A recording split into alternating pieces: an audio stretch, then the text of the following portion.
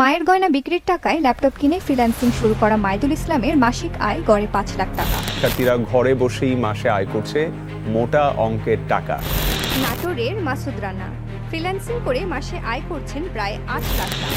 মাসে আয় লাখ লাখ টাকা। মায়ের ঘরে বসে নাটোরের মোবাইল মাসুদ করতে রানা পারবেন ফ্রিল্যান্সিং করে ফ্রিল্যান্সিং। মাসে আয় মাসে করছেন আয় প্রায় লাখ ৮ লাখ লাখ টাকা। টাকা।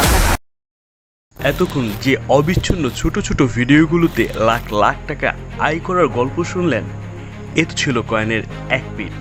এবার অন্য পিঠ দেখার পালা। ঘরে বসে মোবাইলেই করতে পারবেন ফ্রিল্যান্সিং। মাসে আয় লাখ লাখ টাকা।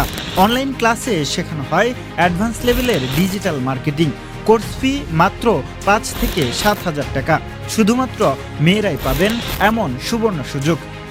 হাজার হাজার মেয়ে ভর্তি হয়ে প্রতারণার শিকার আপনি যদি হয়েছেন। ডিজিটাল মার্কেটিং হোক বা কোডিং হোক বা ডিজাইন হোক, সেটা কখনই আপনি মোবাইল দিয়ে করতে পারবেন না। আমাকে ক্লায়েন্ট ফোন দিয়ে ফ্রিল্যান্সিং করা যায় কি বা যায় না, কতটুকু সত্যি এই কথা সে তর্কে আজ যাচ্ছে না।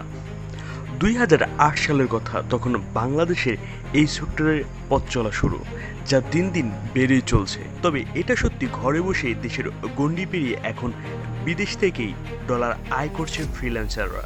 পাশের দেশ ভারতের সঙ্গে পাঙ্গা দিয়ে এগিয়ে যাচ্ছি আমরা, যাচ্ছে বাংলাদেশ।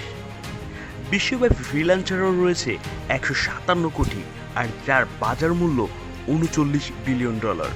সারা বিশ্বে ফ্রিল্যান্সার এর দিক থেকে বাংলাদেশ অষ্টম, এশিয়ার মধ্যে তৃতীয়। এত সুনাম আর খ্যাতি, তাহলে সমস্যাটা কোথায়? সোর্সের মধ্যেই ভূত।